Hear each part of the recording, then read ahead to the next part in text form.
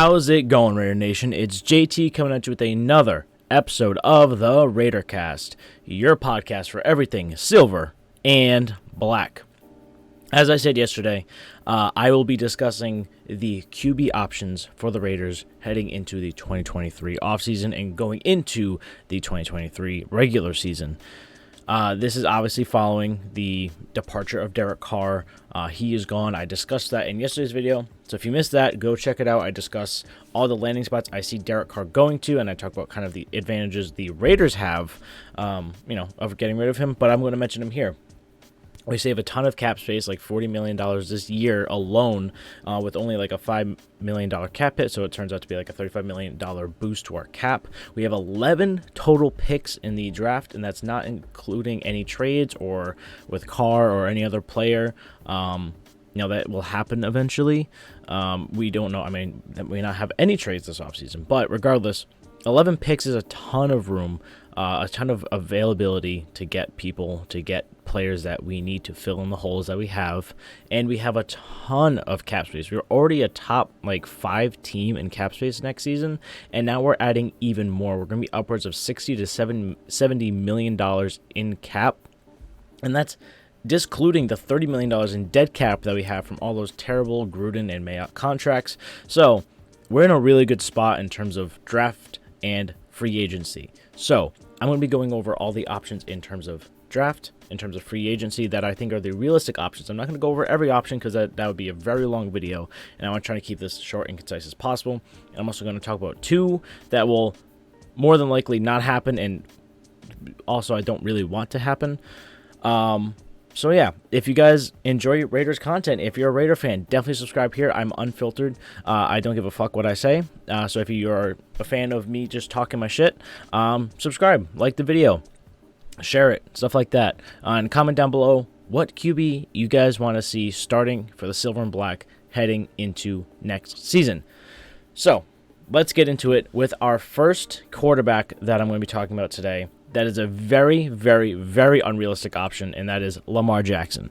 Obviously, Lamar Jackson is becoming a free agent this offseason because he did not sign a contract last offseason, so now the Baltimore Ravens have to scramble and try and pay him the money that he deserves. He's an NFL MVP. He's very much a big reason why they're even successful. J.K. Dobbins, the running back, after their loss to the Bengals in the playoff game, said that if Lamar Jackson was here, we would have won, and I honestly believe it. It's kind of true. He carries that team. He carries that offense. That offense is built purely around Lamar Jackson's abilities as a runner and a passer. Lots of tight ends, a lot of running backs, which, we have that. We have tight ends like Darren Waller, Foster Moreau's a free agent, but we can always get another tight end. And for all the shit that Josh McDaniels has as a play caller, he calls a really good run game, and Brasillo coached up that O-line to have a really good run blocking scheme. So that would be no issue if we were to get him, but the issues are ton of money had to be put into him, like $40 million a year, which is a lot. Is he worth that for another team like the Ravens? Yes. Is he worth it for us? Probably not. We also have to give up a ton of picks. That's like a bunch of firsts, seconds, maybe even a player thrown in there. I don't know what they would want. Is that realistic for us? No. We need to build off of what we have here. We need to have young talent and not just put all of our eggs into one basket in Lamar Jackson when we have a defense to build up, an O-line to build up, and just depth all around that we need to fill in order to be able to compete for a playoff spot and maybe even more next season. So Lamar Jackson is very unrealistic, so I'm going to say he is probably not going to be most likely, I would bet on it that he's not our quarterback next season, although it would be pretty dope, but it's not really worth the price to get him. And then the other very, very unrealistic option is Davante Adams' former QB, and it's not Derek Carr, but it's Aaron Rodgers. This is one I don't want to happen, not because of money on top of it. His contract is extremely terrible for such an old quarterback that's kind of washed right now or not playing very well. He would also cost picks like Lamar Jackson, and like I said, he's old. He's definitely not playing up to MVP caliber anymore. Obviously, he just came off of back-to-back MVPs, so a down year isn't much to complain about if you're the Packers, in my opinion, but he's not worth to go out and get. And like I said, put all your eggs in one basket and getting a quarterback that will only get worse. Maybe a little bit better for one season, but will only get worse from here. His contract is terrible, and the amount of picks I would require to get him is not worth it. Would the pairing of Aaron Rodgers and Davante Adams in Vegas be awesome? Absolutely. But like I said, for Lamar Jackson, the price to get him is absolutely not worth it. So this is another quarterback that I don't see happening, but people are saying could happen, or like talking about like, oh, should Aaron Rodgers go to Vegas? Fuck no. Hell no. Please stay away from the Raiders. We don't want you. Even though you are a good quarterback and 3-time MVP and a Super Bowl champion, we don't want you. All right? So, goodbye. Anyway, let's talk about rookies now. So, there are 2 rookies that I'm looking at that we can possibly get at number 7. I don't think we trade up because, again, that would cost more picks and stuff like that, which I don't think we should put our future into drafting moving up to get a QB when we're at 7, especially when we can get a QB that is a first round pick that will not be a reach at 7. And there's 2 QBs that will be that in that discussion. And the first one I'm going to be talking about is Ohio State C.J. Stroud, who has been, in the realm of being pick 5 through 7. So if the Colts decide to go in Will Levis, it's very realistic that we get C.J. Stroud at 7. However, if C.J. Stroud is at 5, picked at 4 or 5, whatever the Colts have, I don't think we go Will Levis. I hope we don't go Will Levis because his hype is really high, which you might argue with me about for the next quarterback I'm going to talk about. But regardless, C.J. Stroud is a lot of people honestly pro comparison is Derek Carr, but I'm okay with that. And you want to know why? Because he's a rookie, so there's still potential for him to be even better. I feel like he has way more playmaking ability with his legs, and he's flashed that way more. And he played extremely well against the University of Georgia in that that semifinals playoff game. And people say, when Marvin Harrison Jr. went down, he sucked. Well, yeah, that's what happens when a QB loses their top target, especially in college, against the best defense in the nation. You suck. So I don't expect. We have a lot of weapons. So Devontae Adams, Darren Waller, Hunter Renfrow, that are that quality of player that Marvin Harrison Jr. is. So that's not really an issue in my opinion. The fact that he needs a good weapon, yeah, every fucking QB in the world needs a good weapon to throw to. That's just how it works. You can't just pull shit out of your ass. You can't. There's only maybe one quarterback that's ever done that and pull shit out of his ass with terrible wide receivers or not great wide receivers. But we'll get to him later. But CJ Stroud, he needed Marvin Harrison Jr. Marvin Harrison Jr. needs him. It's just how it works. So I think him with Devontae Adams would be fantastic. Him in McDaniel's system, I think, would be fine. I think he would actually be very good in McDaniel's system. But the issue is he's a rookie, so you don't really want to put all your eggs into a rookie, especially when you're Josh McDaniels, because there's no guarantee he'll work out, just like Carr did, because his system is extremely complicated, which is why I think if we go the rookie route, we have a veteran or someone who knows his system as the starter to start, and then as we go into the season, maybe play the rookie. And then the next player that we have, the next quarterback, is AR-15 Anthony Richardson of Florida. I think he has a lot of potential.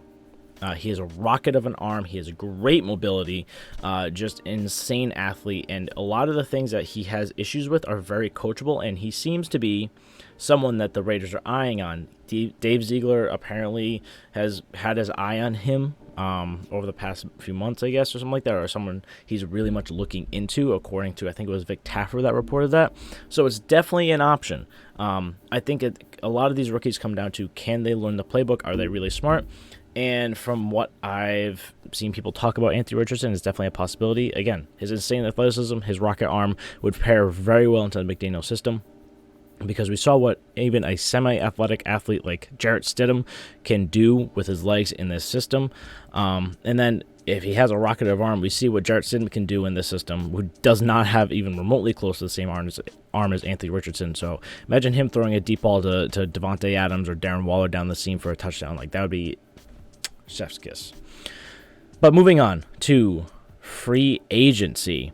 There are 2 QBs in free agency that will be definitely a possibility. One is much more possible than the other, and one I want more than the other. The first one I'm going to start off with, the one I don't want, is Jimmy Garoppolo. He is a very expensive, prone to injury quarterback. And he's still pretty young. He's like 31 going on 32 going into the season. So he's still a relatively young quarterback. He's on the, the other side of 30. So, for any NFL player, that's not great. But he has played very well in San Francisco. But as we've seen, again, another but, as we've seen, Brock Purdy has also played really damn well in the Shanahan system. We've seen Trey Lance play pretty good in the Shanahan system. I feel like it's the Shanahan system and not necessarily the quarterback play, although Brock Purdy has definitely made some plays on his own. Jimmy Garoppolo, I think, is definitely much a product of this system. He's much a system QB. He knows the McDaniel system, so if all else fails, he's not terrible, but he's gonna cost a pretty penny just because that's what his contract is in San Francisco. Above $30 million. So is it worth it, especially if he's not like super healthy? If we have a rookie behind him, maybe I'm not super worried, especially if he gets hurt maybe later on in the season, because that's pretty much a guarantee. It seems like every season he gets hurt. He's only played a full season like once as a Niner, and that was 2019. They went to the Super Bowl. So he has that potential. If he plays a full season, they have the potential to go to Super Bowl. I mean, this season they're probably going to go to Super Bowl without him. But irregardless, it's definitely an option, and he definitely knows the system. So it's an option. But we'll see. I think just the money wise, it's not worth it.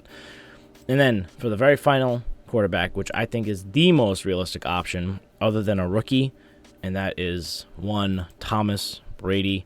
I know a lot of Raider fans, especially older Raider fans who were there for the Tuck rule and the Patriots, being, that rivalry and stuff like that. I hate Tom Brady too. I'm going to be straight up. Fuck this guy. I hate him. I've always, I used to be more of a Tom Brady hater than a Patriot hater, especially all around my Patriot friends because I grew up in New England. I used to shit on Tom Brady as much as I could until, he beat the Falcons, and then I was like, I can't shit on him anymore. But when the Eagles beat them, I was like, fucking Brady fucking sucks, especially 2019. That was great.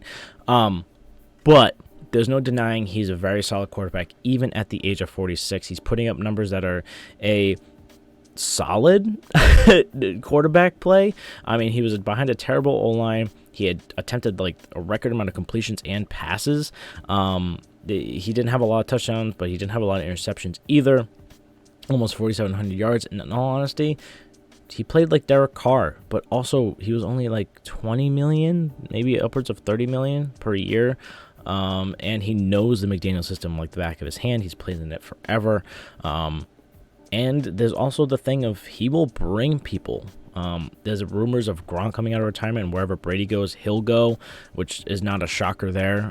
That seems to happen every fucking time Brady moves. But I think that if you have that, Tom Brady knows the system. Throwing to Devontae Adams, Darren Waller, Hunter Renfrow with Josh Jacobs in the backfield, and an improved O-line. There's no way that the O-line is worse than this year. And I think he could survive, especially since our O-line played much above expectations. And if we bolster it just even a little bit, basically not have Alex Barrs start, we'll be fine. He'll be fine. And I think he'll do great bringing in older vets, and maybe we'll play on a cheaper deal at obviously the thought of getting a ring with Tom Brady in Vegas, playing in Allegiant Stadium at the Super Bowl. That would be, he might only be here for one season. Once he gets that last ring, he's done. Bye-bye. And if it's a one-year rental to get a Super Bowl and have all that happen, hey, man, it's a fucking ring. I don't care who the fuck is the quarterback. I don't care. I don't care if it's Patrick Mahomes, Justin Herbert at quarterback. I don't care. Getting a ring is all that matters. Just win, baby. If Tom Brady can get us that ring, fucking Raider legend, dude. He got us a ring. Brought us out of the pit of despair. And like I said, he can bring those older vets with him. And I think if we get Tom Brady, again, I think we draft a rookie. Because even if Tom Brady doesn't really train the rookie in the system, just existing in the same room as Tom Brady will be just enough to make him get acclimated to the system, know the tendencies and all that stuff, and just watch the GOAT QB play in that system. The system that kind of Tom Brady became the GOAT in. It can be a lot of experience, a very worthwhile experience for that rookie. So, Tom Brady, I'm down for, even though I fucking hate him. It'll be very much an adjustment, but there's that. And then there's one quarterback I didn't talk about, Jarrett Stidham. he should be back. I don't see him not being back unless he signs someone else for a solid deal, which, good for him. But I feel like he'll come back, and I think McDaniels wants him to come back because honestly, if all else fails, if you can't get Tom Brady, if you can't get Jimmy G, or if you don't want to spend the money, you can't get Aaron, Lamar, all that stuff. Of all the QBs left that know his system, like Jacoby Brissett, Jarrett Stidham's one of them. There's a bunch of other spot starters that are available. Jarrett Stidham's the best option. He's younger. He knows the system. He obviously played pretty okay. He played it well enough, and he can help the rookie learn the system and be like a stopgap for the QB to learn it, which is CJ Stroud. It could be fucking Anthony Richardson. It could be Hendon Hooker. Who the fuck knows? But that's all I have for you guys today. So basically, Tom Brady is the most likely person with a rookie being drafted, either Hendon Hooker, Anthony Richardson, CJ Stroud, whoever the fuck it is. I don't know. But it's going to be probably Tom Brady and a rookie, or Tom Brady and Jarrett Stidham. I don't know. Who knows? We'll see what happens. But Tom Brady is most likely the QB of the Raiders next season. That's just my opinion, and it's going to hurt to have to root for him. But if it means a Super Bowl or at least a chance at one, I'll fucking take it. Anyways, guys, let me know down in the comments how you guys feel, what you guys think about the QB situation going into 2023. Let me know who you think is going to be the QB of 2023. Leave a like. Don't forget to subscribe.